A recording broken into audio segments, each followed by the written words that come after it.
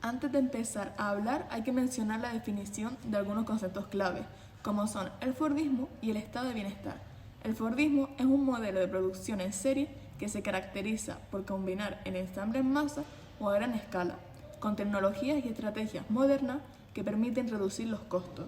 Su origen deriva del modelo de producción desarrollado por la empresa Ford, con el automóvil Ford T a partir del año 1908, y el estado de bienestar, para Struch, considera que el estado de bienestar es la forma de organización institucional basada en el compromiso público con el pleno empleo, la política económica anticíclica, la existencia más o menos amplia de provisión universal de ciertos bienes, servicios y transferencias, y las políticas redistributivas en pos de la reducción de la desigualdad económica y social.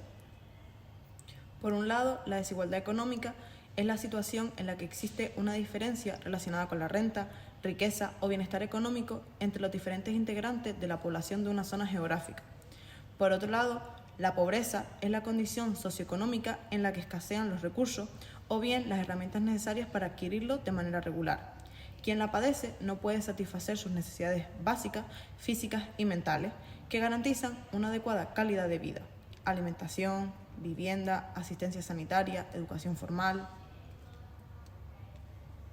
Según Lesky, la desigualdad es menor en las sociedades industriales y posindustriales en comparación con las sociedades preindustriales por varios motivos. En primer lugar, la tecnología y las organizaciones son más complejas, lo que obliga a las élites a hacer concesiones a los trabajadores. Se conceden excedentes a las clases bajas para aumentar la productividad, lo que resulta en más renta disponible para los trabajadores. La reducción de las tasas demográficas en las clases bajas contribuye a la reducción de la desigualdad. Se expande la educación y la cualificación para garantizar el funcionamiento del sistema tecnológico y económico. La difusión de sistemas democráticos y más igualitarios también ayuda a reducir la desigualdad. Y por último, existe una divergencia entre naciones más desarrolladas y en vías de desarrollo, donde la desigualdad disminuye en las sociedades más desarrolladas y aumenta en las naciones en vías de desarrollo. Algunos de los conceptos básicos son la renta, el flujo de dinero que se recibe en una determinada unidad de tiempo, y rendimientos dinerarios de inversiones, rentas de capital y transferencias del Estado. Renta personal es aquella parte de la renta que los individuos tienen disponible para dedicarla al ahorro, es decir, es el dinero que quedaría después de pagar impuestos, sueldos, salarios, rentas de inversión, transferencias del Estado, rentas de capital y de los individuos. Renta de mercado, rendimientos obtenidos en el mercado de trabajo y capital, sin transferencias redistributivas del Estado.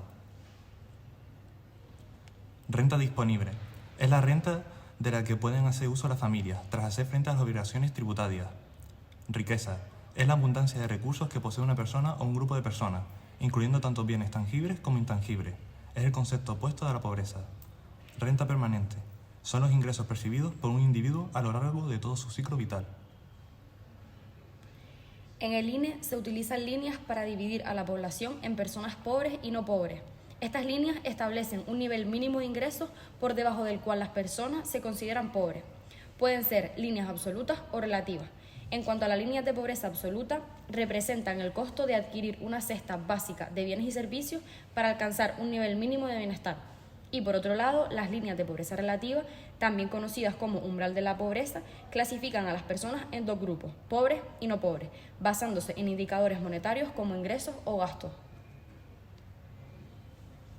Pobreza absoluta se refiere a la falta de acceso a necesidades básicas como alimentación, vivienda y vestido. Es difícil construir una línea absoluta aplicable a diferentes sociedades y etapas de desarrollo. Tiene más relevancia en países en vías de desarrollo que en países desarrollados. Pobreza relativa está estrechamente relacionada con la desigualdad y se define cuando una persona está en desventaja económica y social en comparación con otros en su entorno. Por ejemplo, según el INE, las tasas de riesgo de pobreza varían entre diferentes grupos demográficos, como hombres y mujeres de diferentes edades y situaciones laborales. Pobreza persistente o de larga duración. Se considera que una persona está en esta situación si ha sido clasificada como pobre durante el último año y al menos 2 de los 3 anteriores. Este indicador evita considerar situaciones transitorias de pobreza. Pobreza subjetiva. Se refiere a la percepción que los hogares tienen sobre su posición económica, en contraste con el enfoque objetivo que utiliza solo variables observables y medibles. Por ejemplo, si alguien siente que está pasando hambre, se considera que existe pobreza subjetiva. Por último, tenemos la privación multidimensional, que está vinculada con la exclusión social y se refiere a la falta de acceso a ciertos bienes y servicios que la sociedad considera necesarios, ya sean básicas o no. Este indicador se mide mediante variables que evalúan diferentes aspectos de la calidad de vida y la participación en la sociedad. Ahora pasaremos a explicar los conceptos umbrales.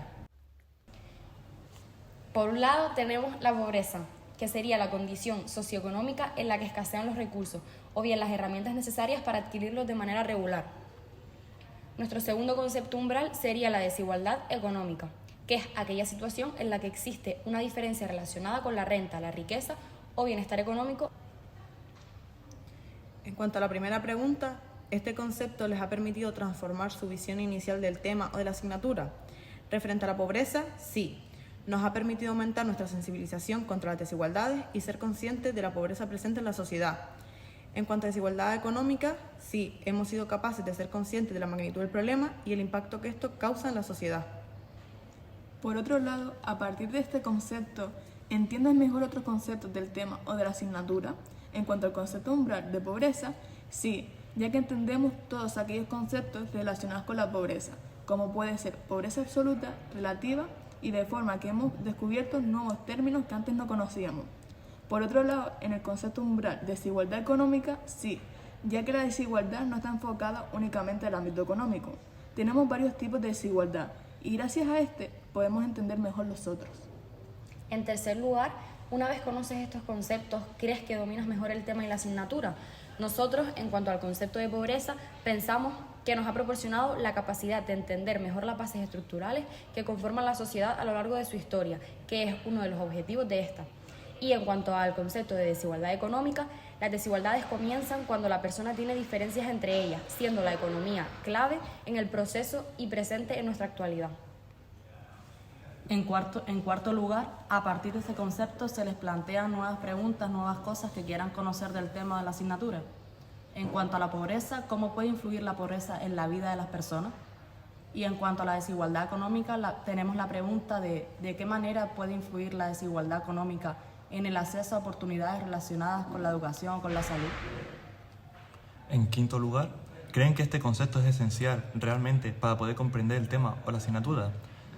Opinamos que el concepto de pobreza es clave para entender la asignatura. Dicho concepto nos muestra la parte más extrema de la desigualdad y explica en su gran medida la razón de los cambios producidos en la historia.